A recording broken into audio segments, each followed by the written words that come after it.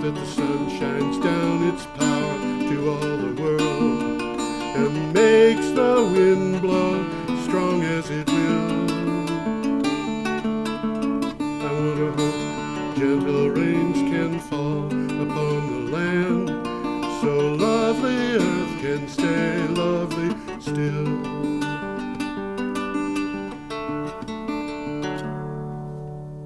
Hello, ladies and gentlemen. This is Energy Week with George Harvey and Tom Finnell. This is Hi, Tom guys. Finnell, and I'm George Harvey. And we're doing the news of energy and global warming and climate change, which I have got on the internet, putting together my daily blog, geoharvey.wordpress.com. I look at I think I've looked at over 150,000 headlines in the last 3 years, easily. Just think about that. I'm glad it's you, not me. Yeah, right. I'm having a tough time keeping up with the ones you have selected. Well, I put up 10 or 15 headlines every day. So the ones that we're going through today are 20 or 21 or 22 that I think are the best of the week. And The best of the best. the best of the best, that's right. Well, And these so- I got a handle on. Yeah, well, that's good. So on last Friday, which was the 25th of July, we got this from Clean Technica. The National Hockey League is the first A-List pro sports league to issue a sustainability report. In its report, the NHL took on climate change deniers and set a new high bar for all other pro sport leagues in the United States. They said they wanted cold weather so they could continue to have hockey played outdoors. Well, that makes an awful lot of sense. It sure does. I just wish they didn't beat each other up on the ice. You know, I grew up in New York. We probably had about 2 weeks of weather where it was cold enough to play hockey. Oh, wow. And we had ponds in the area, you know, but nobody knew how to play hockey. I mean, we played roller hockey, but there wasn't enough real hockey Yeah. for us to learn how to play it or even learn how to ice skate. You know, I had ice skates, but out of 2 weeks of the year, how many days can you practice your ice skating? I don't know. Not many. You know, I went to college where hockey was a very big sport. Yeah? I mean, we were a powerhouse in hockey. Yeah. And all of the guys on the hockey team were from Canada. There was one guy, and he was good. He was from New York. Yeah. But his parents were figure skaters, so he had access to Madison Square Garden. Oh, good. Good for him. And the other guys were from Boston, you know, from Massachusetts. They knew how to play hockey, but the New Yeah. Yorkers didn't. Well, it's important to be Well, we able got a little to... hockey player up there. Yeah. It's important to hockey. Well, it certainly makes have sense. ice. I mean, you know, I don't know if there's any such thing as Little League hockey. I guess there is in I don't eastern know. Massachusetts. I don't know. Where every town has a rink. I don't know. I know in Canada, you know, But they're everywhere. They're everywhere. kids start playing hockey when they're 4 years old. Yeah, yeah. I mean, this is a duh. Yeah. Next item from Code Generation and On-Site Power Production Magazine. That's a mouthful. European power sector stakeholders are fully aware that a substantial transition is taking place. A poll taken during Power Gen Europe revealed that half of the delegates present expected that the European market for large power plants will never return. That's a biggie. That is a biggie. I mean, it's something that we have been saying. The existing model, Yeah. which served us so well for Yeah. so long, is Yeah. over. Yeah, It's and dead. this is people who are they're in the business of generating power. They're not renewable people. They're in the business of generating power. Well, it says it right here. Half of the delegates present expected that the European market for large power plants may never return. And these guys were from the power industry. Yeah, yeah. So they're They're scrambling. starting to get it. Yeah, they're scrambling though, trying to figure out how to make a living. And you know, I sympathize with them, but you know, that's why people like Mary Powell at Green Mountain Power, who's spending her time trying to figure out how Green Mountain Power is going to deal with the future. It's kind of sad when an entire industry is so ossified that nobody can figure out how to do anything new.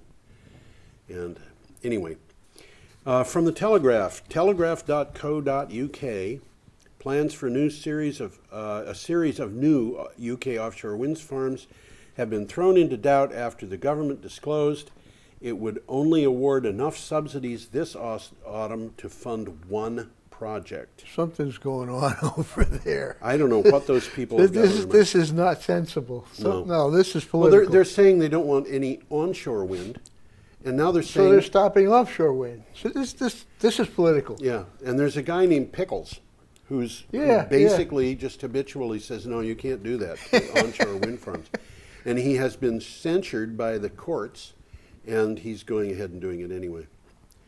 Anyway, Saturday, the 26th of July, Russia is a major exporter of crude oil, petroleum products, and natural gas. Sales of these fuels accounted for 68% of Russia's total export revenues in 2013, based on data from Russia's Federal Customs Service. That from Energy Collective. 68%. Yeah, it goes on to say that Russia received almost 4 times as much revenue from exports of crude oil and petroleum products as from natural gas. And where everybody's talking about Russia with the natural gas. Natural gas, yeah. Crude oil exports alone were greater in value than the value of all non-oil and natural gas exports. Say that. Wow. I'll say that one again. Crude oil exports were greater in value than the value of all non-oil and natural gas exports. So they're getting rid of a lot of oil. Yeah, and they're pumping it out of the ground, and then that's an important thing to their economy. It's a big deal. Well, we got some graphs up there, Yeah. and we show the export sales versus the domestic sales. And the export stuff, petroleum products are on top Yeah. by quite a bit. Yeah. Yeah. Well, and you wonder why they're provoking everybody in the international scene. I mean, there's stuff going on in the Ukraine, and the Europeans are planning on taking economic sanctions against them. The United States is doing the same thing. Well, there's a story going on there too. It isn't what we're being told. I don't think. I think things are different over there. It's probably pretty complicated anyway. I think it is too. Yep. Next, from ABC Online, that is not American Broadcast Company. This is the Australian Broadcasting Company. Signals coming from the Australia's federal government say it is preparing to cut the renewable energy target back. But Melbourne and Sydney have set, these are the cities, have set ambitious targets to slash carbon emissions and are determined to make it happen whatever direction Canberra I got a map takes. up there. This is kind of interesting because Canberra is their equivalent of Washington D.C. Right. And these two states, they are states. That's what they call them. Yep. Are in the southeast of Australia. Yep. Victoria's way down there on the bottom, and New South Wales is on top of them. Now, the state governments in both of these are very much in favor of fossil fuel. Yes. But it sounds like the people are not, and the people, particularly in these two cities, which are the largest cities down there, are not. So we're getting heads butting against each other over there. As a matter of fact, I think it's Victoria at least, maybe the whole country, I don't know. But I've been reading about elections later this year, and I'm wondering what's going to happen as a result of the things that are going on in Australia. It's very strange. Kind of strange to me, but. Yeah. Okay, Greenfield Daily Reporter, and that is not Greenfield, Massachusetts. It's Greenfield, Indiana. Greenfield, Indiana, I think, somewhere in the Midwest. Seneca Mountain Wind issued a statement. That's Greenfield, Mass. The Daily Reporter. Well, I don't know. It's about Vermont, so It is about Vermont, but I think this is. It could be. I didn't even think of that. Yeah, I think the Greenfield paper is called the Recorder, not the Reporter. Well, maybe they had it wrong. I don't know.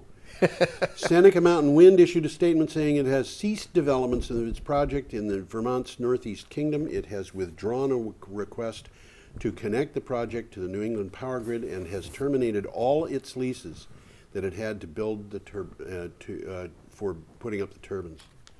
That's, I think, a very sad statement. I wrote an article for Green Energy Times, which was called "Why Vermont, but Why Kansas, but Not Vermont," and it had to do with wind turbine syndrome. And basically, what I was doing in the thing was just saying, Greensburg, Kansas. They're putting wind turbines right in the city. Everybody lives within a quarter of a mile of a wind turbine. Well, we talked about that town. Yeah. There's the wind turbine in the hospital parking lot. That's right. and the people there they say that they never have had one complaint about sound from wind turbines. Well, there's a small group of people there that make a big fuss. Yes, that's true. And unfortunately, that's what's going on. And now they're taking on solar. That one I really can't understand. Well, I can tell you, but and it's actually happening. it comes up in the next item that we've got, which comes from It's Clean happening. Technica. A lobbyist for Exelon Corporation recently bragged about killing the wind industry and claiming they would kill the solar industry next. Now the company favors extension of net metering cap in Massachusetts, though in a watered-down form. It remains to be seen why. The person who wrote this article could not understand why Exelon, which wants to kill solar, is favoring that extension of the net metering cap in Massachusetts. This is very interesting. I mean, it's right next door to us, and Yeah. we're not hearing a whole heck of a lot. But there is a group that we locally hear a lot of called Safe and Green. Yes. And Safe and Green is very big on this campaign. And they're basically saying that it's a very lousy bill that's been sugar-coated Yes. with something that makes it sound like it's good, and it covers, it's all full of poison pills. Yeah, we should find out about that. You know more about it than I do. Well, I've been getting stuff from Safe and Green I'm on their mailing list, you know, good for so you. I hear about it, and, I read about it here, Yeah. and it clicked. I say, this is the same thing that's going on over there. Yeah. It's how do I say it? It seems to be some sort of a stealth campaign to destroy Well, they've got renewable energy. They've got the money to hire people to figure out how to cause trouble. And then- apparently they've gotten the governor big on this because it's going to be like his swan song. He's decided he's not going to run again. And this is going to be like his signature legislation. Well, we just We're hope that getting goes- rid of the cap. But meanwhile, there's all this stuff buried in there. Yeah. But the good news is, from what I'm reading at Safe and Green, a lot of the people in the state are waking up.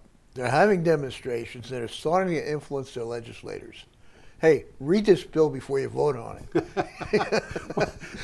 Do you really think they're going to get legislators to read bills before they vote? The legislators don't read the bills before they vote a lot of times, most of the time. Most of the time they don't, but they do have people read them that's after job they've- is to do it. Yeah, they read them after they have left office and become lawyers working on the bills. Then they read them.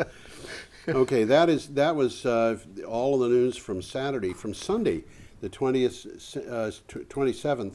Also from Clean Technica, we have Kudos Energy, a new Australian startup solar company, believes that the Australian market for rooftop solar leasing for the residential and commercial sectors could reach $100 billion in the next decade. That's undoubtedly Australian dollars, but Yeah, but they're almost the same as they're ours. almost the same. It would be above $90 billion US. I think it would be 93. Kudos is a brainchild of two leading private equity investors. They're not environmentalists per se, they're investors. And they are leading investors. These are guys who are interested in doing due diligence, I think. And one of the things about the problems that the Australian renewable industry has had is that the big problems are at the utility level. They're not at the home level. Mm-hmm. And the utilities are screaming, among other things, because of the home problems. We had a thing last week, didn't we, about the Australian utilities discovering that they'd lost 20% of their customers. Yeah. Basically, as customers, they're still grid tied. But the thing that they're afraid of is that if they start charging these customers for the grid tie, They're gonna split. the customers are just going to say, okay, we're Bye. not interested in paying you. We're just going to get batteries. So anyway, Well, this is interesting, this article, because it's talking about new ways or newer ways of financing this. yes, And the particular article talks about leasing. right, The homeowner will lease the solar array. If he Right. doesn't have the cash He to can open lease up, he can lease it, and and typically what happens is his bill goes down yeah. because he's leasing a solar array. This is competition at work. This kind of stuff is happening over here too. Absolutely. I mean, there's as we speak, there's new people coming up with new and improved ideas of how to finance this stuff. Right. And you know, the typical homeowner probably does not have an extra 15 or 20 grand in his back pocket to spend on this, even though he might say, "Hey, this makes sense." Yeah. But if he can get in on somebody else paying for it, and he pays them back over his savings, Right. that sounds like a winning idea to me. Absolutely. I was talking with a fella just yesterday who's working on a solar array on a school in forget the name of the town in Massachusetts. It's out near Manchester, and he said that they were putting I think it was 114 kilowatts on the school roof. The school was going to reduce its costs by 10% immediately, and then after 7 years they'd have the option of buying the array or not, and the purchase would be at fair market price. Sounds like a plan. You know, I mean, they can't lose on it. The school can't lose. The guy was pointing out to me that he could lose. As a matter of fact, that was Thomas Hand, who was on our show a couple of weeks ago. Okay. On that heat pump. Yeah, the heat pump guy. Yeah, challenge, Right. which he said is, you know, the end time has not yet come. It will come today, but he said he's very hopeful. Yeah, today is the last day Today of is the the month. last day, and he's So very how's he hopeful. doing? Very well. Very well. Very Good, well, yeah. good. He hadn't made it yet, but he was thinking that it was. I imagine if he gets probable. 98, you know, he's not going to turn it down. Yeah, right. Okay. If you're watching, sign up, guys. Yeah, right. Real quick. You got to get it today, and this will not be broadcast today. So if you're seeing this, it'll be too late. But you know, he might still be going. He might still be taking orders. Well, if he's wise, he'll extend it a week. Just Well, you know, he had said on the show that if he got 25 orders, which is what he wanted to get in July, he would keep going into August probably. yeah. But anyway, so on that was from Clean Technica, and so is the next one. With a new battery pack built in partnership with LG Chem, it seems GM plans to. Boy, I should start this one over. With a new battery pack built in partnership with LG Chemical, it seems that GM plans to usurp Tesla's plans to deliver a long-range and affordably priced EV into the masses. The rumors of a 200-mile GM-branded EV have been around for a while, and now the car may appear soon. So There it is. There it is. Is that the car? I don't really know. It's a picture of a car. It's a picture of a car. It came with that article. Oh, okay. It might be a General Motors Spark or Chevy Spark, which is available in California. It's not available yet in Vermont, but you know the story that I've got is that, of course, General Motors has been planning on really going to town on the EVs and just getting it all going. I just found out yesterday that Automaster up in Burlington Yeah, has a brand new Mercedes electric car. really. Yeah. Wow. And you can buy it. It's for sale. It's for to anybody who's got the cash. If I had the cash, well, I don't know. I wouldn't buy a Mercedes EV because I got so many other things I need to buy. Oh well. From the Energy Collective on Sunday, we also have this. In the past few years, a tremendous technology transformation has occurred. The barriers for electric companies to entertain unprecedented growth potential by devouring a large piece of the oil company's share in the U.S. energy market for transportation is now clearly in reach.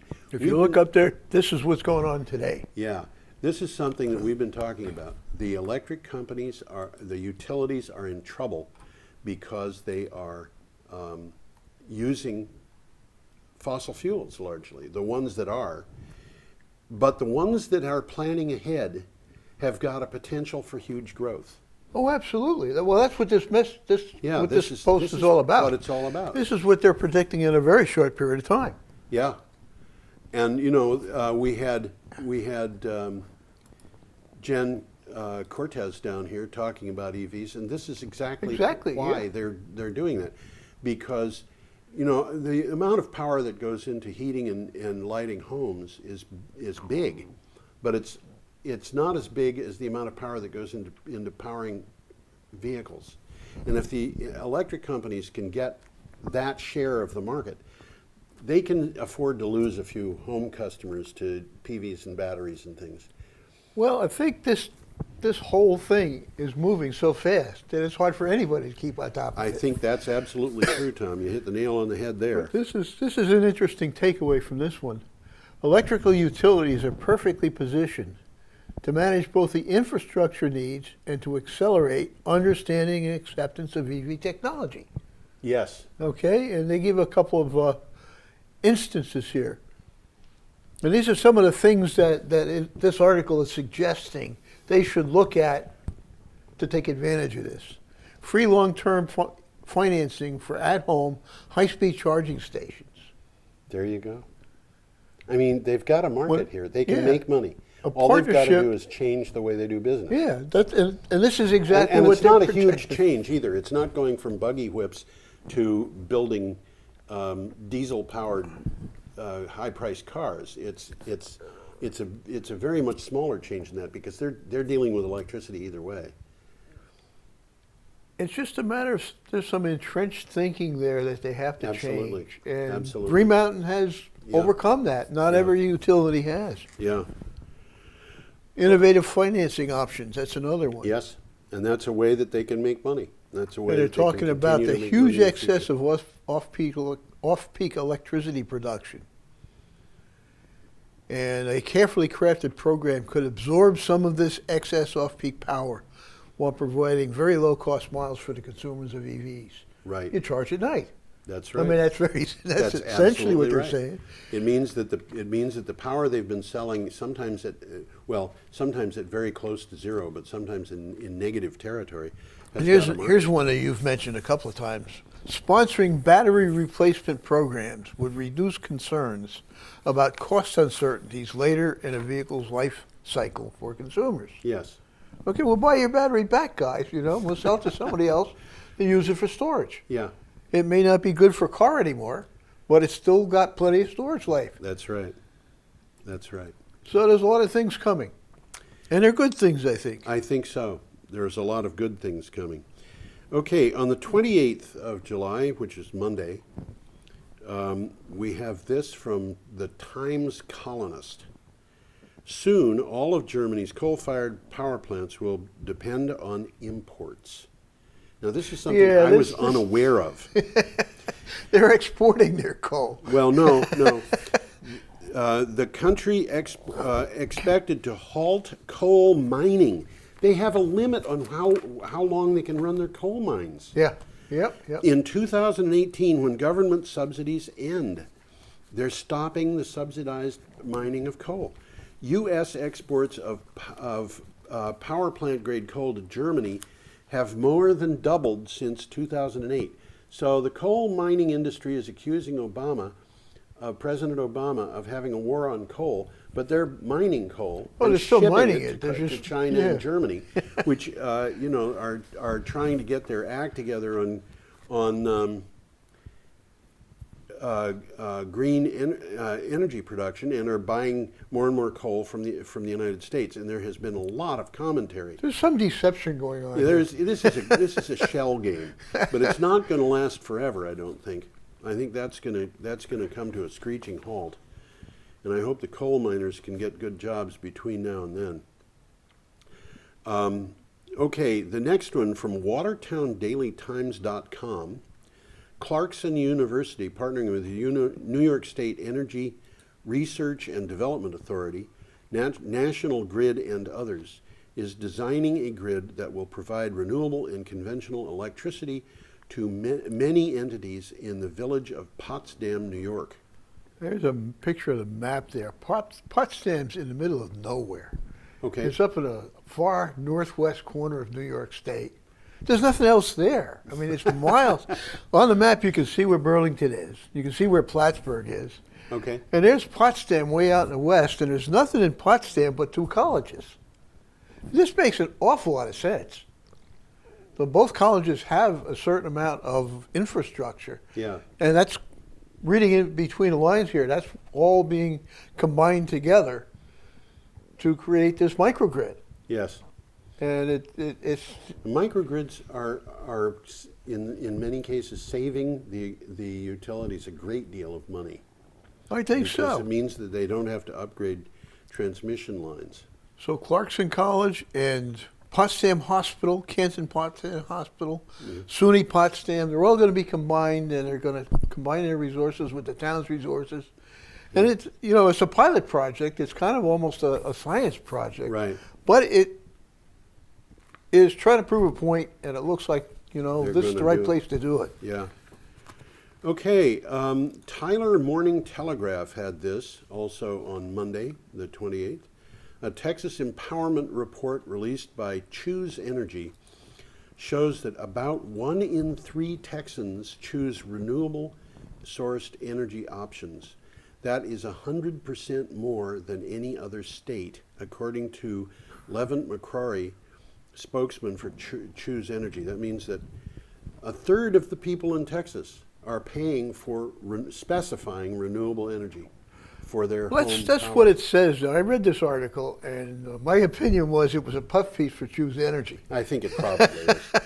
which is an online energy marketplace that helps customers in deregulated areas, according to their own website. Now, is Choose Energy available nationwide, or is it just in Texas? I think it's available in places outside of Texas, but not everywhere. I see. I think so. There are companies that are doing this, and I forget which ones they are, outside of Texas. And, you know, Green Mountain Power has cow power.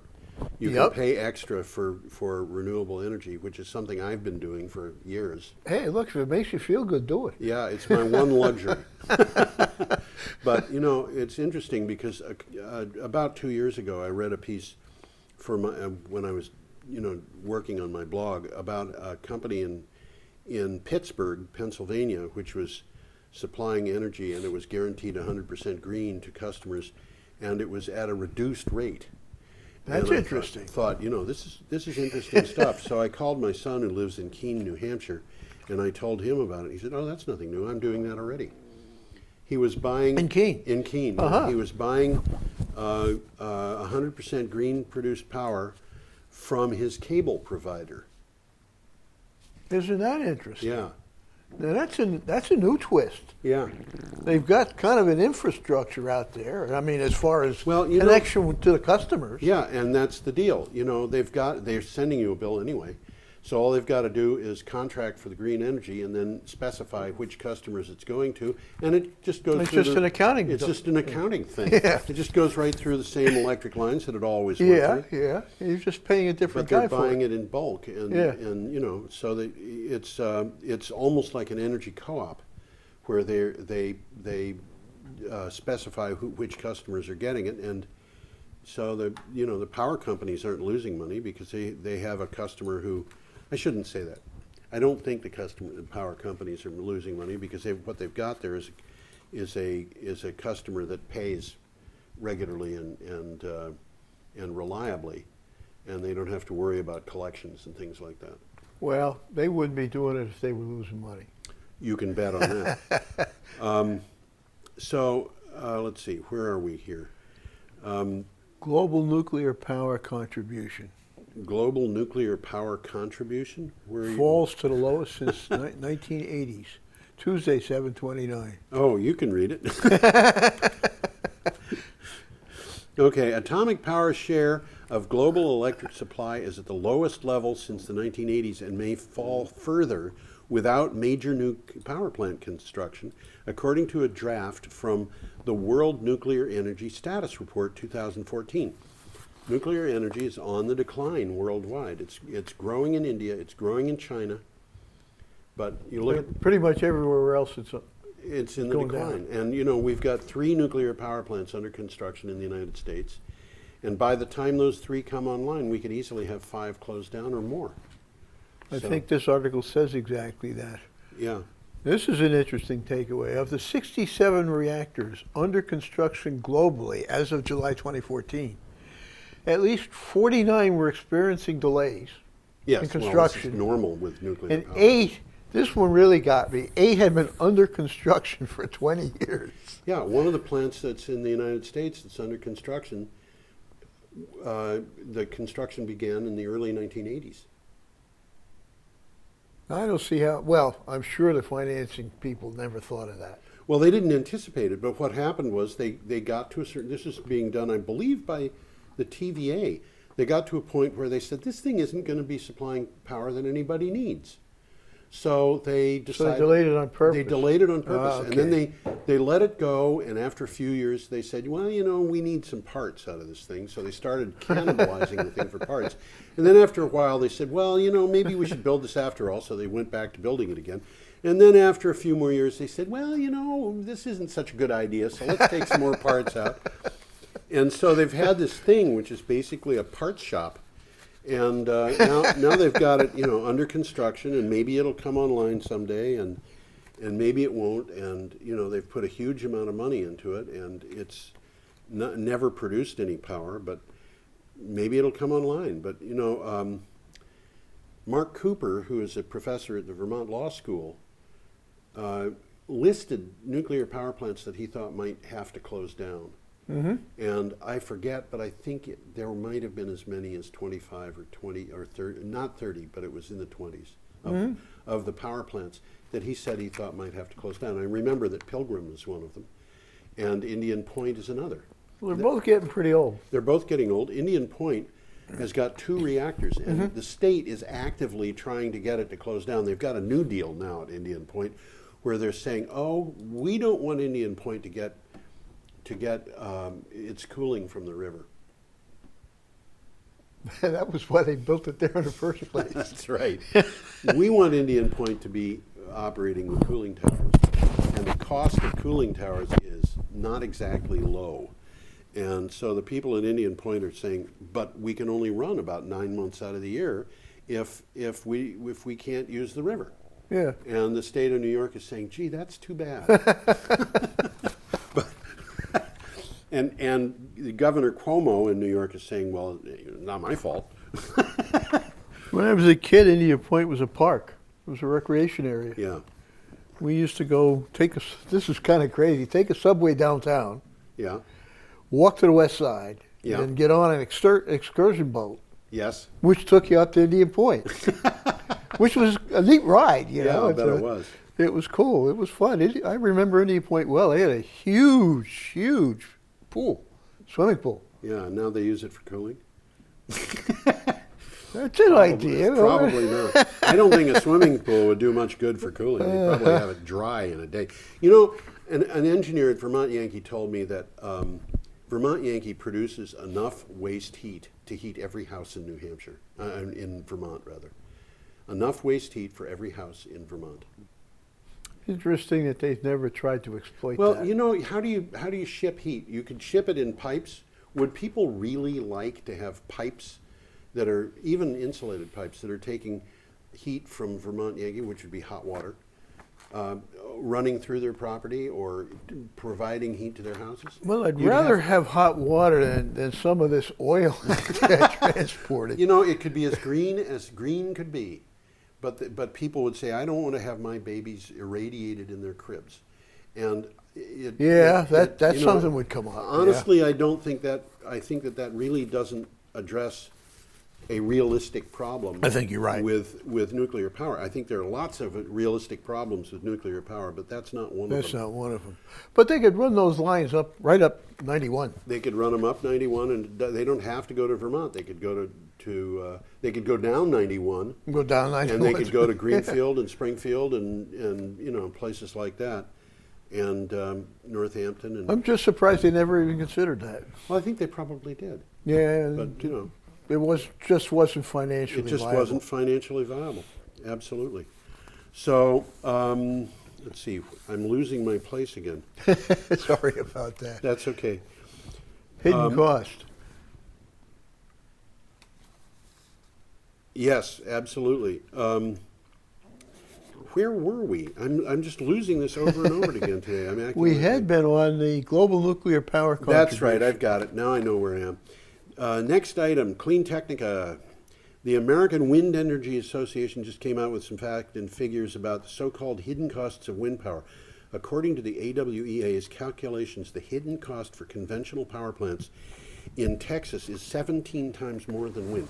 This is really interesting to me. Yeah, because they're throwing this hidden cost in our face. Oh, you can't continue this stuff. The hidden costs are too much. Yeah, and it's because it's variable or intermittent or whatever. And what is actually happening here? What was the average bill that they cited in the report? Is $124 or something like that. $128 a month. $128. It's going to cost them 4.3 cents a month for the additional contingency reserves 4.3 for wind power. cents for wind power. How much for coal, nuclear, and natural gas? 76 cents a month. Yes. So it's a nickel versus 75. Yeah, It's easier, absolutely. easier to And- do the math. 15 times. Yeah, and it's like you could ask why is that? You know, I thought wind and solar were variable. Well, guess what, folks? Nuclear and coal are variable too, and what's happening here is you know, when a nuclear plant goes down like that, which they do regularly. Yeah. I mean, Thank God. As I keep yeah, right. As I keep this blog, I am genuinely impressed by the attention that's put to safety at the nuclear power plants by the engineers and the plant Absolutely, operators yeah. and so forth. They're very careful, and if they have I can't tell you the number of times I have read event reports coming from nuclear power plants that said our air conditioning wasn't working. Mm-hmm. And why wasn't it working? Because it was undergoing maintenance. Mm-hmm. This is the kind of thing that they worry about. If they have an unanalyzed condition, today there was an unanalyzed condition reported. Somebody was doing energy analysis and they said, wait a minute, when this happens, we don't know what the result is going to be because nobody's actually done the calculations. They report that as an unanalyzed condition, and that means somebody has to go about it and figure out what the result is. Now, I'm not claiming that I think that nuclear power is safe. I don't, as a matter of fact. You know, if you think about this just briefly, you realize that 2.5% of all nuclear power plants that have ever gone online have experienced core damage events. Core damage event, what is that? Well, in normal parlance, that's a meltdown. And it could be an extremely uneventful, if you will, meltdown in which the cladding overheats to the point where it fails, and you get nuclear fuel in the bottom of the reactor. But it is a core damage event, and there's been one that was like that out of the 12. But you know, they told us that at the very beginning that the likelihood of a core damage event was 1 in 10,000 per year per reactor. But it's happening a lot more frequently. But it's happening more than 10 times that fast, and they are just not addressing that. Mm-hmm. And they're saying, well, the new ones are going to be 1 in 50,000. And well, okay, let's apply the same math to that. 1 in 50,000 doesn't mean 1 in 50,000; it means 1 in 4,000. And so, you know, I think what we need here is some sanity in which people who are on both sides of the equation or the argument can say what they have to say, and be understood and have the sides reconciled and say, well, here is the truth about the safety of nuclear power. And the truth is, there's one thing that they've never put into their analysis, and that's human failure. And human failure has caused every one of those meltdowns, arguably. It's all been human failure. All been human failure. At Fukushima, it was human failure. It was the fact that they designed a seawall that was about... They knew it was inadequate. They should have known it was inadequate. If they didn't, then that was a failure. And then the regulatory people allowed it to be that way. Yeah. So it was human failure. Anyway. Never thought of it that way, but yeah. The reason why wind and solar are cheaper is because when a wind generator shuts down, solar is predictable, more or less. You know that the sun is shining, the panels are putting out power. If the sun isn't shining, they aren't. Mm-hmm. It's predictable. But the wind is a little less predictable, and but the two of them complement each other. When the sun is not shining, the wind is more likely to be blowing. But in order for wind to stop generating power, it can't just be wind in one wind turbine or even one wind farm. You're talking about a whole bunch of them. Absolutely. And they all have to stop generating power. Okay, they had an article about the superiority of baseload power in Australia, and somebody pointed out that baseload power plants would not have gone down, and in, I think it was Queensland, all of the wind farms were inactive for several hours. Well, when a baseload power plant goes down, it goes down suddenly, and the cost of electricity goes through the roof, absolutely through the roof. We've talked about Yeah, that. we have about what 20 minutes left, so we should probably continue. Green Mountain Power. This from vtdigger.org. Green Mountain Power is expanding its groundbreaking heat pump pilot program to Montpelier as part of the city's initiative focused on making Montpelier the first net zero capital city in the country.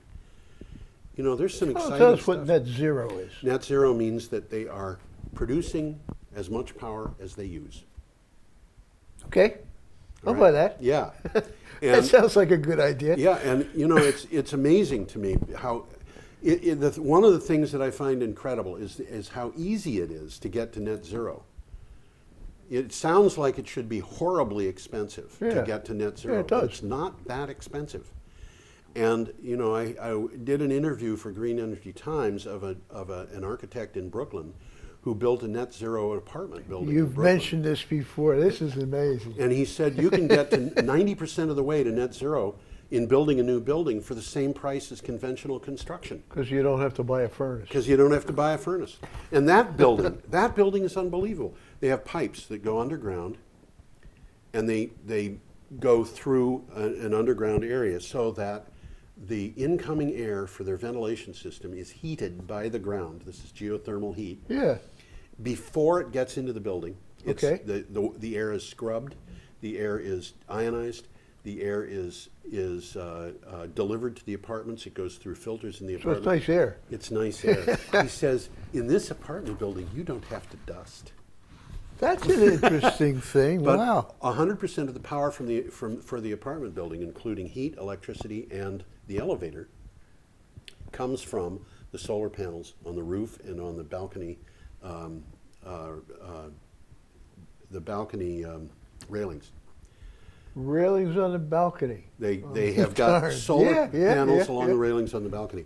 So you know the place is it's self-powered, and the cost of that, if you're going to 100%, is a little extra, but it's not a huge amount extra, and the payback time is not all that long. Renewable power is cheap. It's very cheap. It's the cheapest power out there. It really is. The cheapest power you can get in Vermont, electrical power, is solar.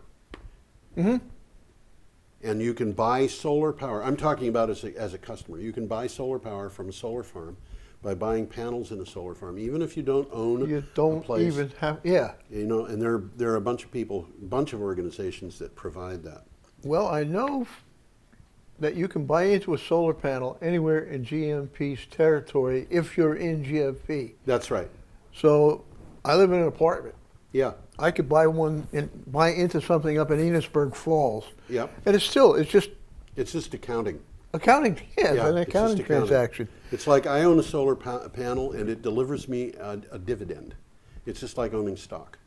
The dividend is applied to my power That's power a good way bill. of looking at it. No. Yeah, it's, And- it's like buying stock. It's, Yeah, it's- and the value of the power that comes off of your investment is greater, typically a good deal greater than the cost of the power that you have been using. So the it's result instead of that a is- dividend check, you're getting a reduction on your Right. power bill. You get a credit. Right, and the way they finance these in some cases is they say, what is your average power bill? We're going to set up a financing thing that will apply that much to your solar panels, and you know, they figure out, it's like getting a mortgage, except that you're paying a fixed amount every month, and after a certain number of years and months, your power bill is paid up for the solar panels, and then they're yours, and your power bill goes to zero. That's what's going on right up here in Montpelier. Yeah, Under this proposed plan. yeah, GMP, this is what it says in the article, Yeah. will pay to install heat pumps Yep. in customers' homes yeah, and small businesses. yep. Rent them to the property owners for $44 to $53 a month. I guess that depends on your need, your demand. Yeah. I don't think it has to do with your financial circumstances. I but think it rather- may depend upon the size of the heat pump. They That's call what I'm it- thinking, yeah. 44 to 50 some odd dollars a month. Yeah, And you're getting the cheapest, you're getting heat that is the cheapest available. absolutely. It's as cheap as cordwood. It's as cordwood, I think pellet stoves and air source heat pumps are all in the same Yeah, range. Yeah. But the air source heat pumps give you air conditioning as well. yes. Try to get Well, air conditioning out of a wood stove. Yes, indeed. GMP estimates customers can save a quarter to a half of their home heating costs. Cool. It is, yeah. Yeah, that's very good. So let's give them a commercial. Customers interested in enrolling into the pilot or who would like more information may call the heat pump team at the Energy Innovation Center. That's at 802-229-7902. How do you like that? Okay. Or if you really need to get that information, you could go to vtdigger.org. You could go to my website, goharvey.wordpress.com, go to the July 29th posting, and that vtdigger.org article is linked from that posting. Okay. So people can get the information there. Sounds like a good idea. Yeah. Okay, on the 30th, which was yesterday, Wednesday, PV installations in Germany generated significantly higher profits than onshore wind installations, despite producing less electricity overall, according to a new study from Fraunhofer Institute for Systems and Innovation Research. That came from PV Magazine. What do you have there, Tom? I've got your article. That's a picture. That's the Fraunhofer Institute. Oh, good. Okay. Now we know what it looks like.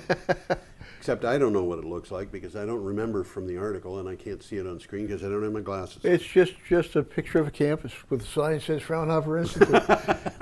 Well, now we know that it really is the Fraunhofer Institute, or at least that's what it claims to be. Okay, on the second anniversary of a scheme aimed at boosting Japan's renewable energy after the Fukushima crisis, its powerful industry ministry is taking steps critics say will choke off solar investment and pave the way for a return to nuclear power. This is another one that baffles me. Yeah, this is from ecobusiness.com. Go ahead, Tom. Well, I got the picture up there. Yeah. And it's an interesting solar farm because we see many different kinds of solar panels. It must be an experimental kind of station. Okay. But in any case, the the Japanese Ministry of Economy is coming up with ideas why they should cut solar power. Yeah. The new administration, which is, what's the guy's name? Abe. Abe, yeah, Abenomics, yeah, Yeah. Abenomics. I look at it, I say it's Abe, but it's not. That's It's what it Abe. looks like. He's not Abe Lincoln, that's for sure. He wants to open the nuclear stations again. Well, actually, if you think about it, in Japan, until not that long ago, they had laws that said that you could make donations to politicians, and they did not have to be reported or even admitted to. Isn't And so that the neat? nuclear industry was paying hundreds of thousands of dollars to everybody every year, and had their politicians in their pocket. This was something that one of the former it wasn't a prime minister but an important person in the parliament was talking about last week. But the power companies own these nuclear power plants, and right now they're just albatrosses. Mm-hmm. They are not producing Well, they're not power. even They're producing costing power a lot now. of money. They haven't got a single plant operating. They've got about they're saying that they might get as almost 40 of them back online, but the nuclear regulatory agency, it's called the NRA. I think it's the Nuclear Regulation Administration. Mm-hmm. Is saying that a number of the plants that they've got cannot be brought back online because of things like, for example, the reactor happens to be sitting dead square on top of an active geological fault. That's brilliant. Well, what can I say? This The article- ones on either side of it are allowed to open up. They're a couple of 100 yards from the fault, but the one that's on the right fault, on top of the fault, they can't open up. and of course, what's happening is each one of these things is worth maybe $1 billion, and the power companies are losing money, and they've got to get they've got to get into a situation that is economically more stable. Well, from what I read in this article, the power companies in Japan are large. Yeah, They're very few and they're very large. big. Yep. And what? They're also associated with what I think are called the Big Seven, which they have basically 7 or 6 or 8, but I think it's 7 very, very large conglomerate organizations That pretty much own everything. That own just about everything. All right of those down to- 7 are pretty much American household names now. Yeah, and they own everything down to the Mons Pos Yeah, grocery they- store they- on the they- corner, and they have close economic ties, not only within themselves but with politics. And when all 7 of them are saying we've got to have these nuclear power plants going again, it's very hard to resist that.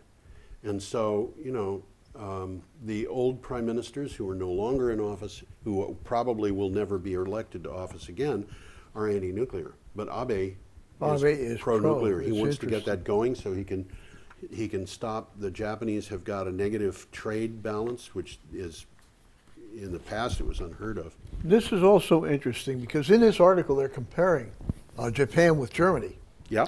And they're saying that they had ambitious plans for solar that this guy's trying to throw away. Yes. And if they were to come on stream, they would allow the country to surpass Germany as the world's biggest consumer of solar power. Of course. They were moving that way. Yes. But there's a little side note to that.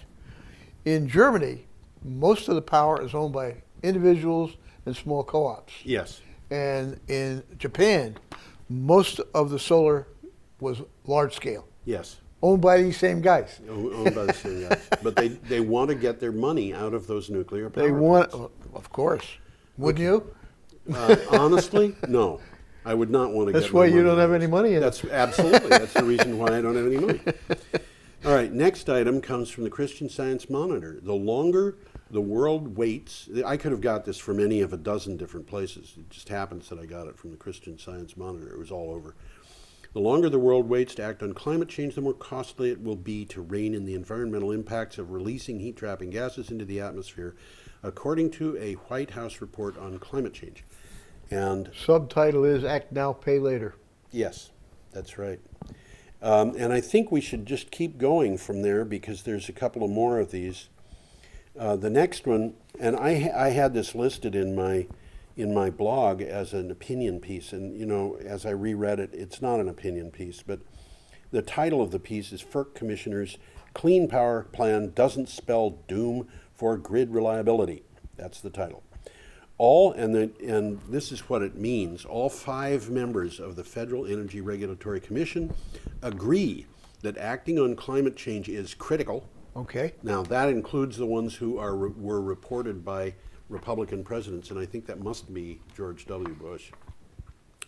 But all 5 of them agree, and these are people who are the Federal Energy Regulatory Commission.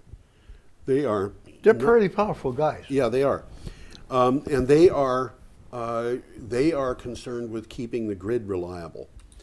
They agree that acting on climate change is critical, and none of them indicates that the EPA's plan to cut carbon emissions would hamper grid operations.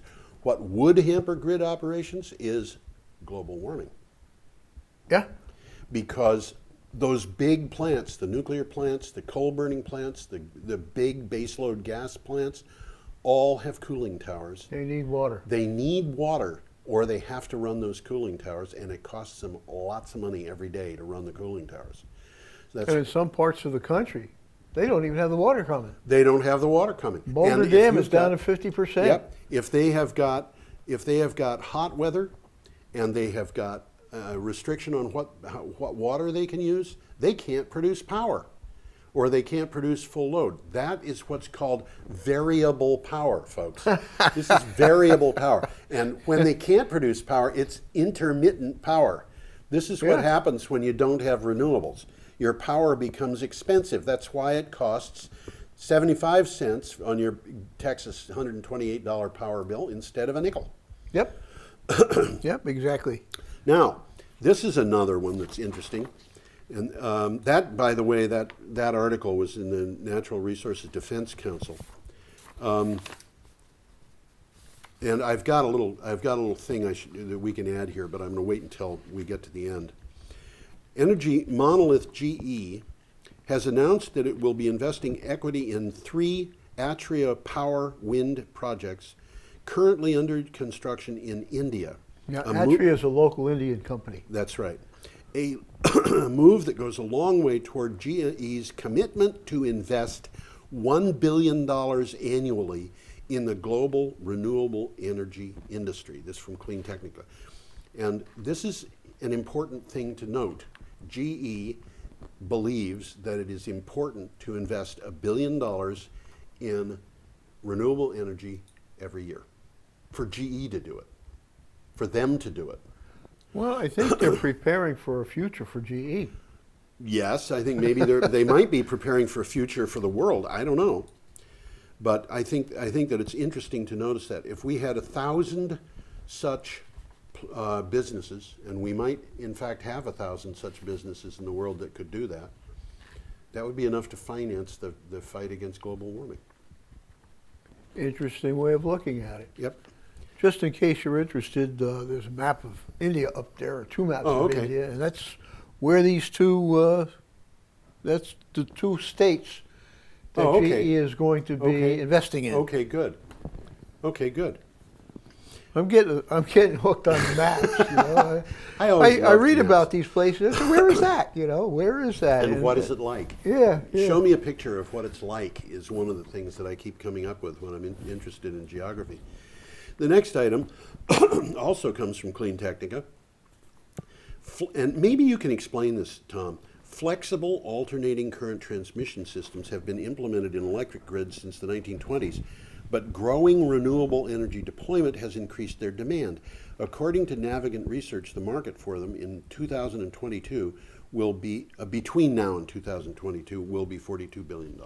Well, I could try and figure it out or try to explain it. In the traditional grids, as you know, there's large centralized generating stations and long transmission lines bringing these to where the people are. Yeah. And depending upon the loads in these towns, in where the people are, there are losses. And the greater load, you know, if it's like in the middle of the afternoon when there's there's a bigger loss. Oh, okay. Okay, and this is causing things like the voltage to go down or the frequency to get slower. Okay. Which nobody likes because the clocks don't work. Yes. Or your refrigerator's motor fries. So way back in the 19-teens and all of that, the utilities figured out how to accommodate some of this. And they did it in rather crude ways.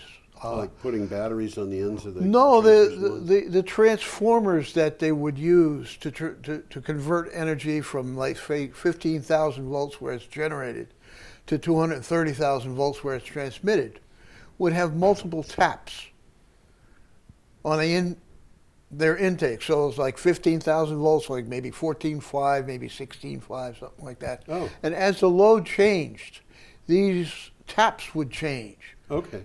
And by the technology they had even then, they would change mechanically, but they would change. People wouldn't have to do it.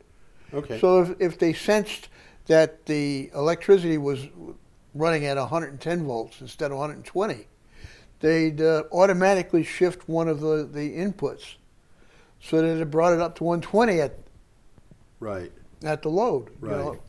This is the same stuff, I mean, but except the only difference is this is now much more modern technology doing it. Okay. And it's doing it much quicker and adapting to the load as the load changes almost by the second. Right, okay. Okay, and it's essential. I mean, it's a very good thing that they're doing. Yeah. and they've always been doing it, but they've just brought it up to the modern world. But it's new technology, probably based on digital processing. Exactly. And things like that. Exactly. Okay, I want to get back to the thing about the FERC commissioners. We've got about 1 minute. Allison Clement, who wrote the article, wrote this. I just want to read 2 paragraphs. While it wouldn't be correct to say that FERC commissioners were equally enthusiastic about the EPA plan, this is the EPA plan to reduce carbon emissions. These are some Republicans, some Democrats. Yeah. None of them agreed with claims that the Clean Energy Power Plan and grid reliability were incompatible. In fact, Acting Secretary Cheryl LaFleur has consistently embraced working with the EPA and others to ensure that the grid stays dependable under the plan, and the rest of the commissioners were explicit in that any reliability issues related to the plan would be manageable. For example, future Commissioner Norman Ray characterized such challenges as, quote, manageable, end quote. Commissioner Philip Mueller, I'm sorry, I'm pronouncing that in German, probably Mueller, a Republican appointee, described them as, quote, not insurmountable, end quote. Commissioner John Norris called the plan, quote, feasible, end quote, and, quote, workable, end quote. Of course, none of the commissioners sugarcoated the challenges that a changing electric resource portfolio presents. They just don't agree with the opponent's spin that carbon reduction cannot be accomplished without undermining reliability. In other Well, words, that's a mantra. yeah, it's. I don't know what to It say sounds about good. Yeah, it's the people who oppose this plan. I think the people who are knowledgeable and oppose the plan are probably in a small minority. You know, we're running out of time, so we're going to say goodbye. And maybe our goodbye has been edited out because our time ran out. What do you want? We started a little bit talking about stuff that wasn't pertinent, so to edit that out, we got a few more minutes at the end. Okay, all right. I don't even remember what we were talking about. I don't either. But you know, we can say goodbye to people who have watched the broadcast. And if do you want to keep going or? I'm not sure we got enough to talk about for an hour. Oh, we've always got plenty to it. talk about. But you know, Well, I could talk about something that happened last night. what was that? You're familiar with Co-op Power? Yes. They had a meeting last night of their board of directors, Yes. and it was open to the public. Yes. And the meeting consisted of, besides the usual business stuff, Yeah. which wasn't very much, they had 2 presentations. Okay. One is the Co-op Power's own project of biodiesel. Yes. Is really making progress. They're talking about maybe opening it up within 6 months. Okay. This is a factory in Greenfield, essentially. It's an actual factory in Greenfield, Yeah. owned by Co-op Power. Right. And they've been working on this for about 10 years, I think. Yes. But they've hired an engineer to make it happen. Right. And he talked about it. And they talked about the distribution of, or the collection systems and how and where they get the oil. And Right. this is taking restaurant oil, used restaurant oil, like I used to run my car, Yes. and turning it into road grade quality, federally approvable biodiesel. Okay. Which is not the same as restaurant oil. It's actually chemically processed to make biodiesel. Well, I'll oversimplify it, but basically you take the oil and you use the old chemistry process you learned about in high school to make soap called saponification. Okay. And then you throw away the soap. Actually, you don't have to throw away the soap. You can sell it. Well, they went into that. They really did. They went into the in-stream and the out-stream. Right. And they are using a different process. They're not using alkali. Basically, the way you make soap is using a very strong alkali, sodium Right. hydroxide. It's the old. lye, It's the something old like that. business of making Lysoap. lysoap. Yeah. Yeah. And they've got more modern things using methanol and menthol, and I think that's the same stuff. Methanol? No, menthol is different from methanol. You can use ethanol too, as a matter of fact. Well, they went into all of that, Yeah. you know, and they've decided on a process, and they're talking about having to go through the fire protection people. And Oh yeah, absolutely. They've you got know, stuff that's really. This is no little thing that you do in Yeah. your backyard. Well, This is- actually, I've known people who have done it in their backyard. well, Dave, that was here. Yeah. on our show. Dave Bonta. Yeah, Yeah. has done this in the past. Yes, and if people are going to do that, the business of making biodiesel at home, I would strongly recommend finding out about methanol, because methanol is extremely poisonous. And very flammable. It's very flammable, but it does permanent damage into your optic nerves in microscopic quantities. So you can, if you're barely smelling the stuff, you're doing damage to your optic nerves, and it accumulates. The damage accumulates.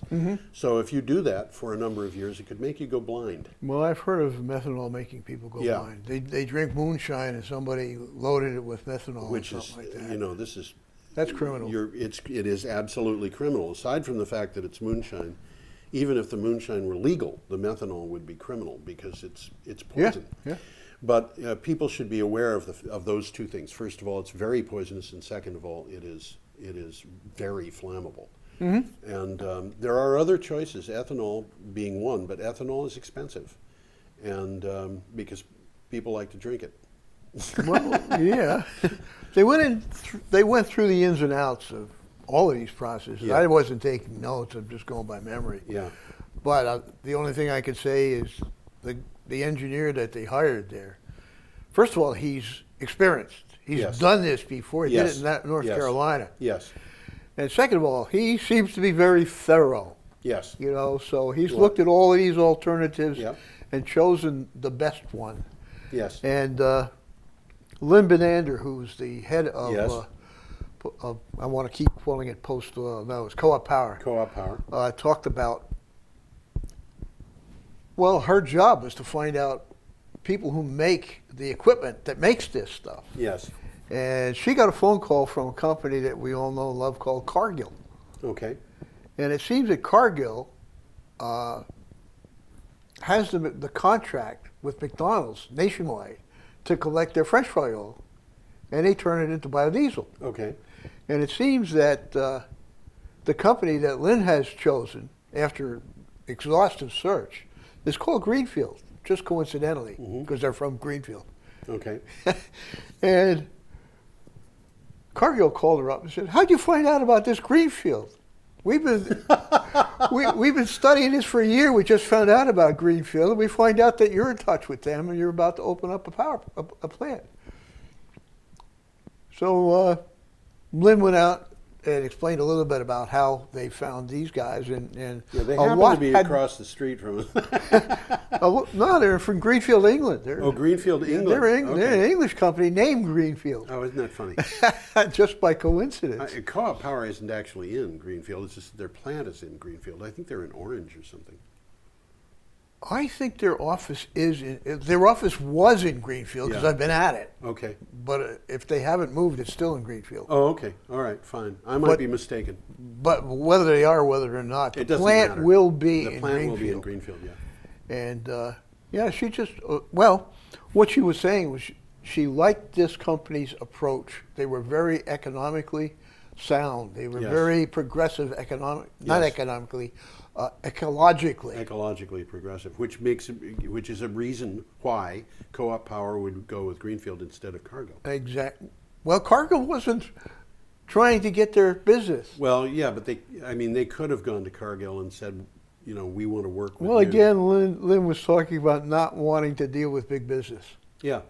And the reason can that she understand gave is if you deal with big business, you're dependent upon big business. Yes. She would much rather be That's independent. a very interesting point. You deal with big business, you're dependent on big business. Yeah. So she's trying to avoid middlemen. Yes. So rather than going to a rendering agent for all of their oil, which she could do, she'd rather try and generate local collectors. And they've got contracts with already local collectors. They don't have a contract up here In Brattleboro. in Brattleboro, Keene. Or Keene. Well, Okay. I would figure that it'd be the same contractor. I see. Okay. But they got people down in Massachusetts, and Okay. all of Massachusetts, I Okay. guess, things And like that. Did they say what the cost of biodiesel was going to be compared to the cost of regular diesel power? They did give these numbers, and I didn't remember the numbers, but Okay. basically they're thinking of several different ways of marketing, but one of the ways of marketing will be 2 members of co-op power who are going to get deep discounts. Right. Okay, so this is an incentive to join co-op power. Right. Right. And they were also thinking about setting up distribution points, solar power distribution points. Interesting. It is interesting. I mean, right now this is just ideas, but Right. When they have this stuff up and going and they're selling it, they'll have surplus. And Yes. they were even talking about these things could be automated. You'd have a co-op power credit card. And you go in there and you'd fill your tank and you get a bill in the mail. Yeah. The whole thing reminds me of a book that I read in, of course, my childhood. The book that I read recently, I think it was called Garbage. That was the name of the book. But it was a name like that. And it was a book that not a lot of people have read, but it's an I don't think so. excellent book on the history of waste in the United States. Uh-huh. And, sometime during the 1930s, somebody figured out that if you generated a lot of waste, that meant that you were buying a lot of new products, and that would be good for the economy. And so when I was a kid, there were still a lot of people around, and in fact, I think there are still a lot of people around today who say that it's good for jobs to buy things that get thrown away. Oh, it is, but those jobs happen to be in China. Yeah, right. That's a good point. But the interesting thing about this is, the problems that you have as a result of that kind of business, where you're buying disposable razors instead of razor blades that go into a non-disposable razor, so that you're getting plastic bags at the food store instead of paper bags, or you're not taking your own bag down to the co-op or something like that. There are a lot of implications of that when it comes to the landfill. And how many landfills are there left in Vermont that are actually accepting trash? I'm not sure there are any. I think there's one. And it used to be that every community had a landfill. Oh, sure they did. Absolutely. And I don't remember. You might actually remember because of town meeting where the landfill waste from Brattleboro goes. It's trucked off. And it's somewhere in New York State, somewhere in the it's in Adirondacks. New York State. Yeah. Okay, great. So our waste that we generate in Brattleboro, we have to pay somebody not only to pick it up, but to truck it to New York. Yeah. And there has been a reaction to this. And the business of co-op power and generating oil, diesel oil out of waste oil is a very simple problem of, among other things, having something that you need to pay to have removed. Well, at one time it was that. It isn't anymore. Yes. It used to be, though, that if you Oh, absolutely. If you were McDonald's and you had 20 gallons of vegetable oil that had to be dumped out every day, that vegetable oil was being taken to a dump. And it was going into the ground, and it was basically unrecoverable economically. Now if you've got 20 gallons of waste oil, it's picked up by somebody who then processes it into 2 products, one of which is biodiesel.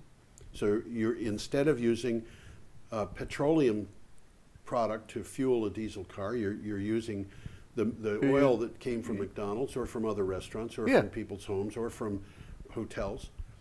And the other thing that you get, as you said, in the saponification process is soap. It's soap. And that is something, that glycerin, actually, which is what you're getting, has got a bunch of uses. Soap is one of them. They talked about that too. Yeah. What are they going to do with the glycerin? And they can refine it further and sell it for a lot of money. Yes. Or they can sell it as is for very little money. Yes. But they can sell it. But they can sell it. That's right.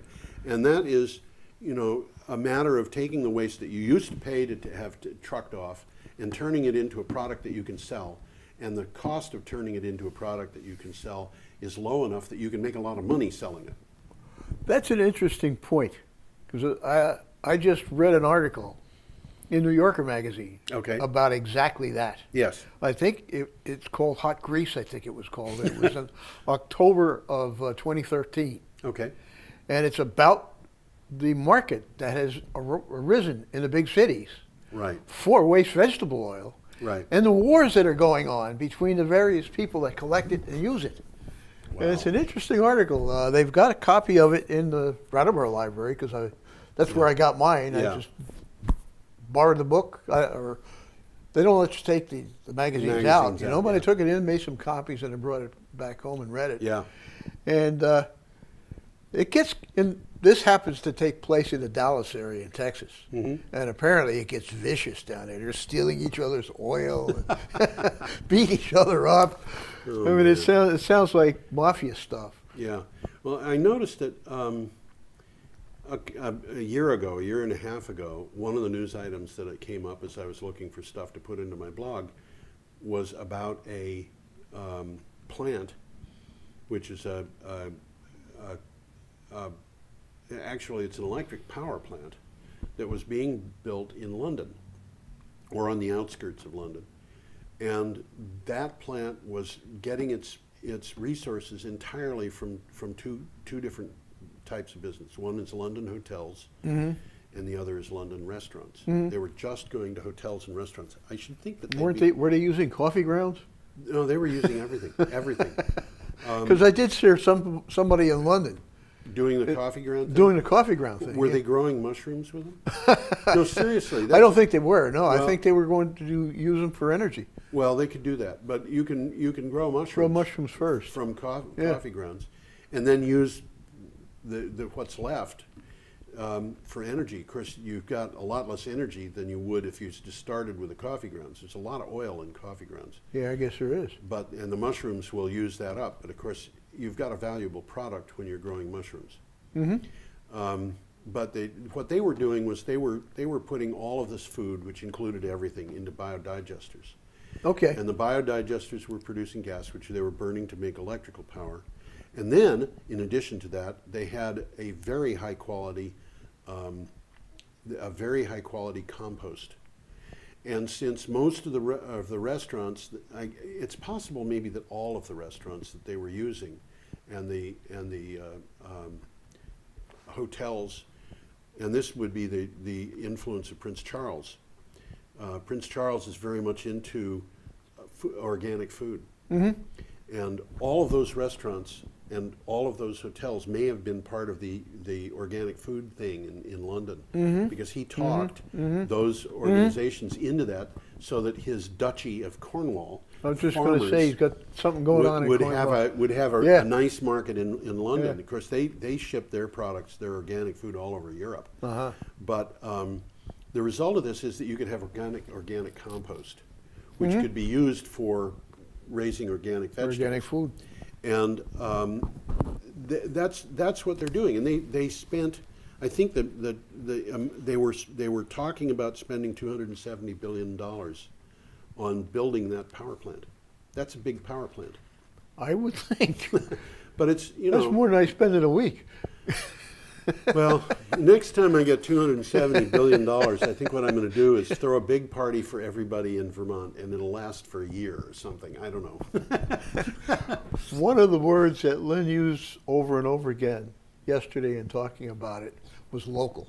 Yes, local is important. Local is very important on Yeah. all sides of this. Yes, I think it's an excellent idea. I think that I think it is. Yeah. And local is very important for a bunch of reasons. One of which is that, you know, if you buy lettuce that's grown locally, you're not paying to have that trucked from California or flown from Chile. You know. oh, absolutely. And you know, did I mention that thing about last week about that article about it was GE had an article at their website about a place that was growing lettuce that was powered with using LEDs. Did I tell you about that? I think we had a little. I should just run through. We had it a little quickly. demo on it. Something.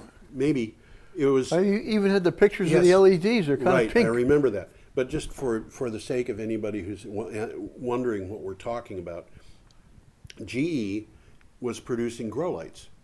And Correct. You could grow any plant that you want to grow. You know, if you're planning on moving to Colorado where it's legal and growing pot, you could do that with LEDs. You could do it elsewhere, but it's illegal, so we don't advocate that. Right. But anyway, they got a Sony plant factory that had stopped producing whatever it was producing, and they set up a greenhouse. It's not exactly a greenhouse. It's a lettuce factory in the power plant. Not a power plant, in the plant. They had 25,000 square feet. And in the 25,000 square feet, they had rack after rack after rack stacked up 18 high of grow beds for lettuce, which were grown using LEDs. And lettuce doesn't get very big. I don't know. A head of lettuce, you know, It's yay it big. doesn't I get mean, very it's tall. not 5 Yes. feet tall. Yeah, and so these things could be like a foot apart. Yeah. And I think they must have been growing them hydroponically, but I'm sure they were. what they did was they cut the water requirement for that lettuce by down to 1% of what it would be in a 1%, field. wow. 1%.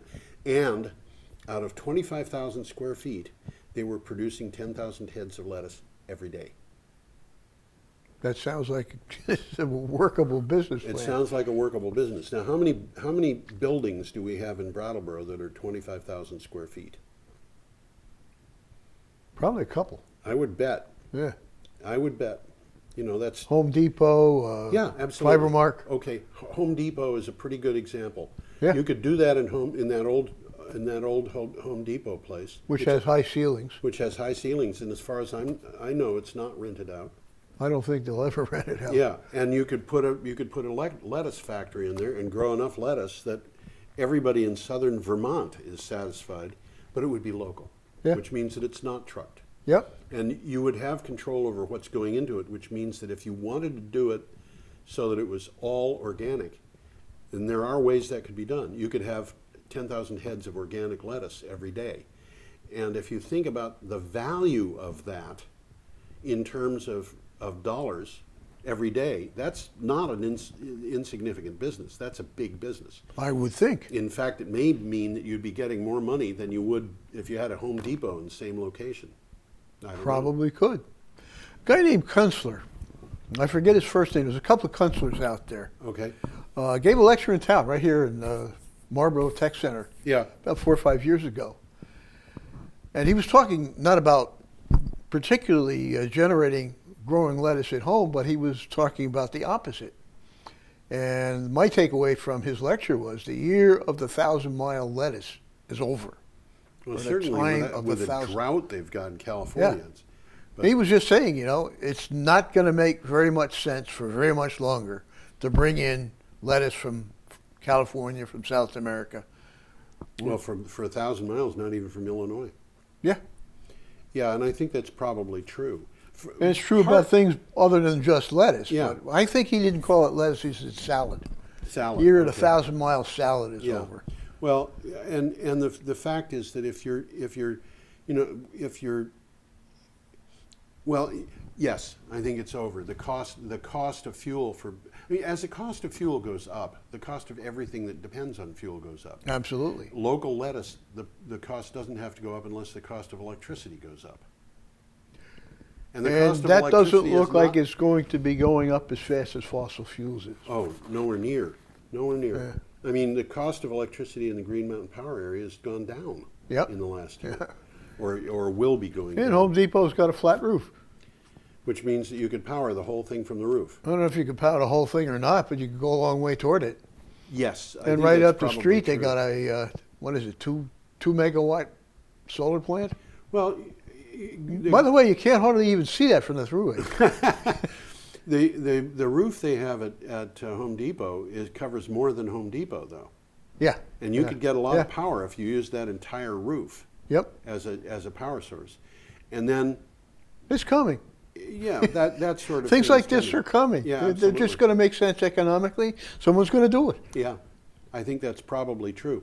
But I think that co-op power could be interested in doing that as well. If they're going to be recovering waste vegetable oil and turning it into diesel oil, why not do other things as well, such as raise lettuce and sell it? Well, I would think that Members certainly they're thinking about that. Yeah. I mean, you The got to mem- walk before you can run. But Right. certainly they're thinking about stuff like that. The members of Co-op Power could get reduced price lettuce. And the other thing that they talked about last night, and it wasn't Co-op Power giving this presentation, it was a couple of people from upstate Vermont Okay. that have been down here before talking about making a pellet plant, Yes. pellet fuel plant. Yes. And I understand that this isn't the only proposal out there for exactly that. Yes. I'm a member of the Energy Committee, Yes. and this coming Monday, we're going to have a presentation by a guy named Morris Pierce Okay. on doing exactly that. What time is that? I might want to come to that. I'll tell you. Okay. I think it's 6 o'clock. I think you should come. Yeah. I think you should come. At the meeting place down, the select board meeting room? It'll or the be, one- yeah. Or the one next to it? Depends upon the availability Right. of that room, but Right. usually it's in a Hannah Cosman room, but sometimes we get bounced. Yeah. So let me pull it up here.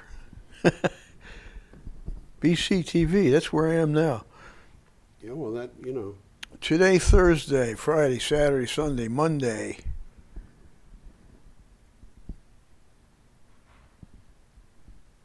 $5 o'clock. 5 o'clock. 5 o'clock On Monday. on Monday. Okay. Well, anyhow, they too were talking very much using the word local. Yes. And in their particular proposal, it's all about co-ops, cooperatively owned, cooperatively operated. They seem to be very, very much strongly in favor of co-ops for this kind of thing. Well, this is what's happened in Germany a lot. People in Germany have been doing co-ops for not just solar power, which we do in Vermont, but also wind power.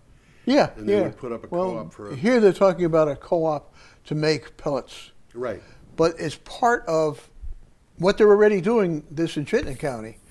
And it has a very strong low-income component built into it. Yes. People who can't afford these things will be given discounts. Right. And they're trying to get grants to do things like that. So it's not a money-making operation, but it is an operation that could theoretically help a lot of people. And the way they're working it up north is they're helping people buy the stoves. And if you're sufficiently low income, they got some state help to help you pay for the stove. And then you will be a member of the co-op as far as buying the fuel, and you'll be able to buy it at lower than market price. Everybody will be able to buy it at lower than market price, but if you meet so many percentage points of poverty level, you'll be able to buy it at a much more affordable. Right. So there's a social component involved in what they're doing, which it's unusual to find people that are so dedicated to the social component as these two. But you know, we've got that new business set up in Vermont that was made legal. I think it was 3 or 4 years ago now, called a B Corp. Yeah, yeah. And maybe they're doing it under that kind of. They didn't mention that. Well, also. But a co-op, in order to function in this environment, has to have some sort of a structure. Yes. And some sort of a corporation. Right. Usually makes sense. Yes. Because the individuals involved don't have personal liability. Right. Right. So, I mean, this is my idea, this is my company, I'm working on it, everybody's a co-op. Right. But something goes wrong, I don't want to get hit with it. Of course. You know, that's just why we have corporations in the first place. Yes. So this is a specialized corporation with a social component. Right. Yeah, which the reason I mentioned the B Corp is because a B Corp is a specialized corporation with a social component. That's what I'm talking But about. unlike co-ops, a person can, you don't have one share for one member. It's a situation with a B Corp where a given One member, one vote. One member, one That's vote. a cooperative. That's a cooperative. But in a B Corp, you could own the B Corp as an Yeah, I guess you individual. could. But again, all of these things can be structured differently. Yes. You form a corporation, you're going to have articles of incorporation. Right. And if your corporation says we're only going to operate in Chittenden County, That's all that's you can do. all you can do. Yeah. And it's your choice within whatever the law allows you to do Right. to write into your bylaws Right. what you're allowed to do. Right. So it's very interesting to hear the concept of, you buy a wood stove, you buy into the company, you buy a share of the company, and forever you'll be buying your pellets at lower than market price. Right. Although I'm beginning to wonder whether it wouldn't be better, in general, to use the wood instead of to produce pellets that are then delivered to the households, to use the wood to generate gas, use that to generate electricity, use that to power the households using heat pumps. Well, from some of the things that they said, I took away is that there is different kinds of wood, Mm-hmm. different levels of wood. Mm-hmm. For one thing, they said we don't want to deal with pellets made out of whole wood, whole tree, Mm-hmm. because the leaves and the branches and the bark contain most of the nutrients in the tree. Mm-hmm. So we prefer that you leave them in the forest. Mm-hmm. Okay, let them decay into the soil and become the future's forest. But we'll take the trunk out. Mm-hmm. And then there are different species of trees. And then there's wood that's being used to make lumber. But they can't make lumber out of the whole Out of the whole tree. trunk of Yeah. So they've thought about these things. So Okay. my takeaway was there's room for both. Well, the thing that I'm thinking, though, is just from the points of view of emissions, because pellets in the home are more difficult to control in terms of emissions than in a power plant that's more sizable. If you've got one person at the plant round the clock monitoring the thing, then you're in a position where you can have very close control of emissions. Well, their approach to that would be in the selection of the wood Yeah. and the process to Right. make. Right. And they talked about some of the atrocities that are out there. Yeah. Somebody was making wood pellets out of radioactive wood. Oh, great. Well, I had a. So there's sleaze bags out there in every. Well, not just sleaze bags. I have a friend who was involved in the IPO, the initial public offering of stock of 2 power plants in Florida, Okay. and he said those 2 power plants were burning trash for power. This is going back quite a few You years. mean like household waste? They were burning household waste, Yeah. but they were burning it under closely monitored conditions, and they were very proud of the fact that they had everything under control and everything was taken care of, and they were within the EPA standards and so forth, which theoretically they were. And he said they were both closed down within 10 days of the time they opened, and the reason was because people were giving them grass clippings, and the grass You would clippings. think they'd be good. Yeah, but they had pesticides on them, and when the pesticides were burned, they turned into dioxin. Mm-hmm.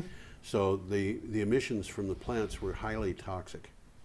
And In spite of all of their in care. spite of all the care and consideration that they had done with this, the one detail that they had that nobody had given thought to was what happens when you burn Miracle Grow, perhaps. I don't know which one it was. There were, and maybe it's all of them. But what happens when you burn that? And the answer was, well, among the other things that you get are dioxins. And the dioxins were of a level that was absolutely unacceptable to the EPA. So both of these things were closed down when they were basically brand spanking new. That's very interesting.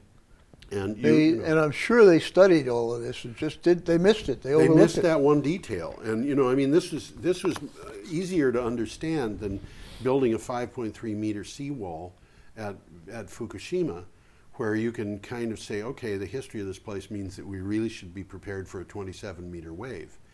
This was something that was I can't conceive of a 27-meter wave. well, That's 80 feet high. I know. But did you see the pictures of the Fukushima disaster and the waves coming in? I didn't. Oh my God. Basically what it is, you think of this huge wall of water with, just tumbling as it comes in. That's what you think of, They but it aren't isn't like that, is it? No. It's more like a flash flood that you'd have It on a just river. rises. It just rises and rises and rises and rises, and it keeps going up, and then it hits the seawall, and then it goes over the seawall, and the boats start going over the seawall, and the cars start floating over the other way as it's going. This up. is what you see in the movies. That's right, and it goes on for several minutes. You know, just rising and rising and rising for several minutes. I happened to be when I was a kid at a boarding school. The dormitory that I lived in was about, I don't know, my room was probably 100 feet from a river. And the river had a bank, and then there was a road, and then there was a wall that was about 15 feet tall, and the wall was, you know, the ground behind the wall was probably 3 feet lower. So we were about a dozen feet above the river bank, and so that was about 15 feet above the river at the ground level. Mm-hmm. And of course, the building had a basement. So the basement was lower, obviously yeah, lower than that. but it was probably 8 feet, 7 feet, 8 feet above the flood stage of the river. Uh-huh. And the river, we had a very cold winter. The river was covered with ice. The ice, we had a week in the spring when it rained for about a week. And the weather was kind of balmy, but it was not warm enough to do much of a melt of that ice, because the ice was 2 feet thick. And what happened was the ice broke, and it started flowing down the river, which was swelling, so it was running very fast. The ice broke, and we had an ice dam formed just below the school. Okay. Wow. And when that happened, the river rose, I think probably 15 feet within a matter of a few minutes. That's scary. It was, well, you know, we had blocks of ice that were probably 150 feet long and 80 feet wide and 2 feet thick, coming down the bank of that river, knocking over trees like they were bowling pins. Wow. And these trees... Where was this? It was in Connecticut on the Housatonic River. Wow. And these trees were like this, and they were just going down, boom, boom, boom. And the ice flowed over contributing to the debris in the river. Yeah, absolutely. And the ice flowed over the game playing fields, football fields, and things like that were on the side of the you know, and the water rose until it went backwards through the drains in the basement and flooded the rooms in the basement. And then when as that was draining out, the various things that were debris that were in there plugged the drains. So of course the river went back to normal before the basements drained. And the river went back up a stream that had a little dam on it, and it went over the dam and backed up there, and it was a complete mess. But the speed at which that happened was a few minutes. That's the scary part. And, you know, the wall that I mentioned that was along the river was probably about 300 yards. And I think a person who had, if he had been on that road in the middle of that wall, would have had to run to get away from the thing. And maybe then he might not have been able to make it. Yeah. But I feel kind of like I'm familiar with what happens in that kind of situation where you have a flood that's happening so fast that it's almost inconceivable. And the tsunami, the pictures of the tsunami that I saw that hit Fukushima reminded me very much of that, except that they were, instead of being 10 feet or 15 feet, they were 14 meters. That's how tall it was at Fukushima Daiichi. And farther up the coast, it was 37. 37 meters. That's like that's 100 feet. Yeah, it's well over 100 feet. And that means you could be sitting there in your house and saying, well, you know. Nice day. Yeah, nice day. I'm 100 feet above the coast. I don't have to worry about that. The water down there is 10 stories down. Yeah. And your house gets swept away. Yeah. And that was... the fact that coast was open to that kind of disaster. I mean, that coast experienced a 37-meter wave in 1896 and a 27-meter wave in 1932. So they've got a history. They have a history of it. It's not theoretical. Yeah, this actually has happened in the past. Those figures were not at Fukushima Daiichi, but the 37 meters in 2011 was not at Fukushima Daiichi either. And they should have been aware of that. Fukushima Daiichi was built on the seaward side of the series of signs that had been put up in the Middle Ages that said, "Do not build any nearer to the coast than this." No kidding. Yeah. Wow. And so Middle Ages yet. Middle Ages. Yeah. So there was a human failure there, and the you know, Tom, I don't remember how we got into this from local. Well, we were talking about localized, pelletized production. and Pelletized stuff production, like that. yeah, and I think, you know, just to make it, to go back to the generality, the folks from Co-op Power were talking about local. Yep. The folks who came from down from Chittenden County, is that where they came from? Talking about local. They were talking about local. And, you know, the way that I'm seeing this is that in order to survive, human beings are going to have to get out of those human beings who are currently in the survivalist mode, where, you know, if you think about what the survivalists do, they put 10 years worth of very carefully stored meals into bags. They have 100,000 rounds of AK-47 ammunition and 2 AK-47s to shoot them with, or whatever it is. There's no thought to the fact that It's all about individualism, though. it's all about individualism, but what is the individual worth without the society? Exactly.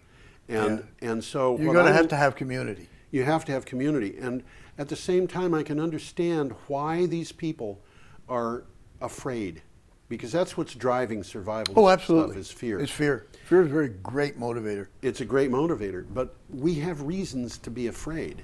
Yeah. If we're going to be fragmented individualists, and I'm all for individualists, but I'm not I don't like the idea of an individualist in the absence of society. Well, you're an individual. I'm an individual. You got food. I don't. Guess what's going to happen? Well, a couple of things can happen. One of which is that you can bop me on the head and take my Bingo. food. Yeah. But another thing is that I can share the food, and if we're prepared, How radical. and if we're prepared, then that's an easy thing to do. Yeah. I mean, it really is. I might have potatoes. You might have dried meat. Right, and the fact of the matter is, if you know how to figure out which are the roly-polies and which are not, you can get the roly-polies and eat them. And I'm told they taste like shrimp. The roly-polies. You know, when you pick up a board that's been sitting on a Yeah, pile yeah, of leaves, yeah. you have those those little funny guys. looking things. Yeah. They're related to shrimp, believe it or not. Okay. Now, there's two different kinds. One of them is related to shrimp, and the other one is more related to, I think, millipedes or something. Uh-huh. And the ones that are related to shrimp don't smell bad, and the other ones do. Don't eat them if they don't smell good. But the ones that roll up into little balls Yeah. are the ones that I'm told taste like shrimp. And the United Nations is saying we should be eating crickets. Absolutely. We should be eating grasshoppers. We should be eating, and you can just go through the list. Well, if you can rationalize eating shrimp, You can rationalize. you can rationalize eating any of these things. Yeah, provided that they're edible. But, you know, I was reading not very long ago, and here we're back to, you know, local food raising. What do crickets eat, do you know? I haven't a clue. Waste from your kitchen is one thing that they're really happy with. Mm-hmm. And it does not take a lot of effort to set up a cricket farm. I wouldn't imagine. It's not hard. Yeah. And this is something that's done, you know, in Southeast Asia. Might disrupt your sleep a little bit. Well, you got to do your cricket farm. I mean, wind turbine syndrome might not be real, but cricket syndrome, I think, might be. Cricket syndrome. But you have to have your crickets in a place where and you have to have them in a place where they're not going to break into your house too. Yeah. But you can do that. But you know, you could have local crickets being raised on kitchen waste all over the place, and in places like Southeast Asia, the crickets are used a lot. And in fact, crickets, you probably don't know this, but crickets can be kosher. I didn't know that. Yeah, No. you have to have a rabbi. Okay. To kosherize them. But it says in the Bible you're allowed to eat crickets, and you know, certain other insects. And the UN is saying we should be looking into that.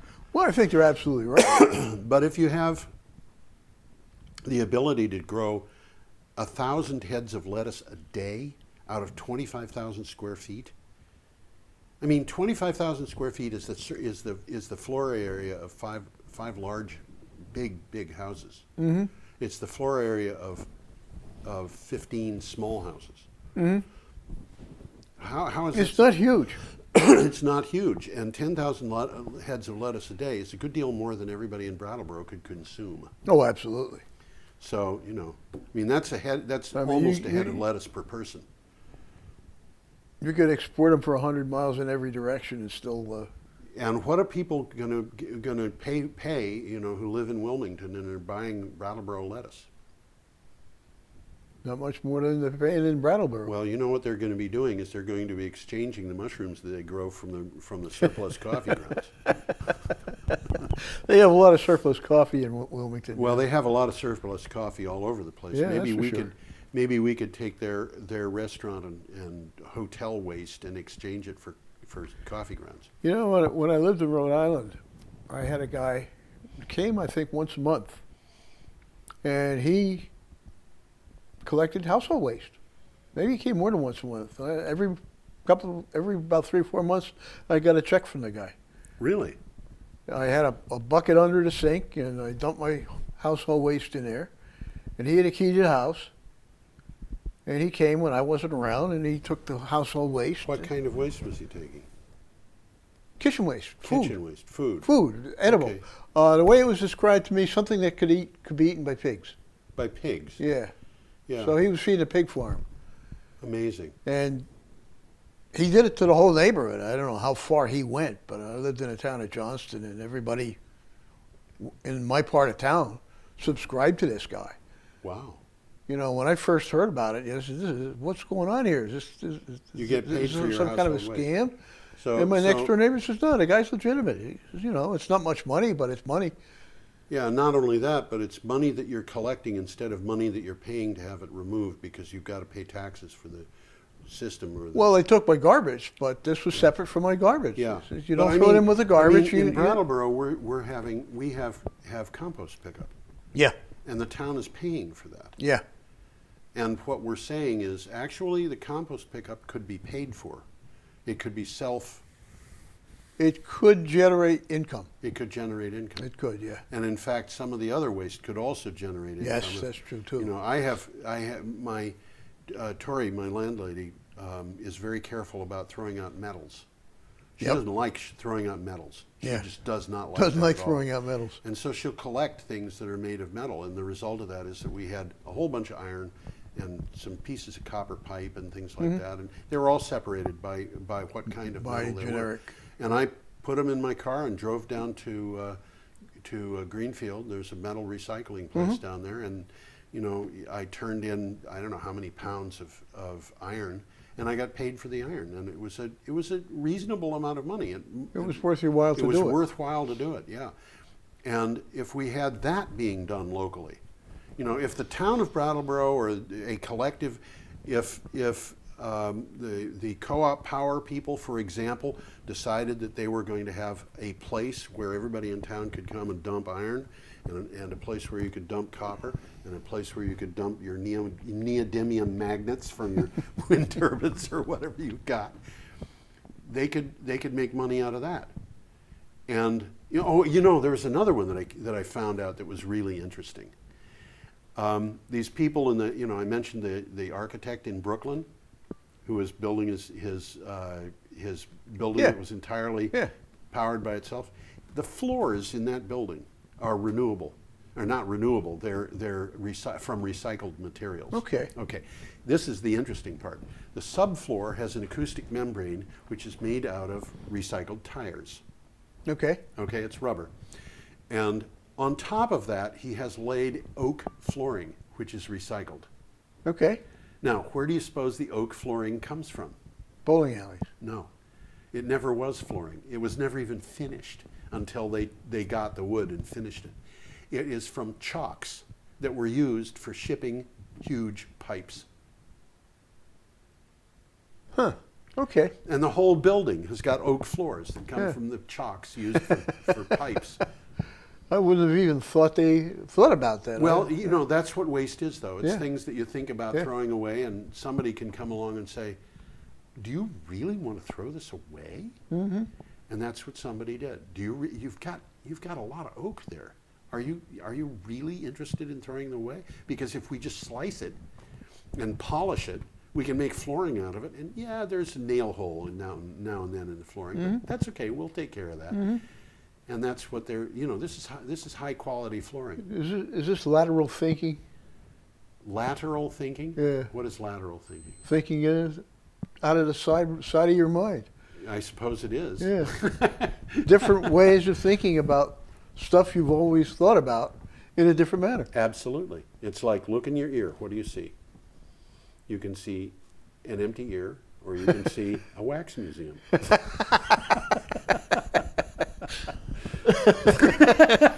Or you can see the other side of my head.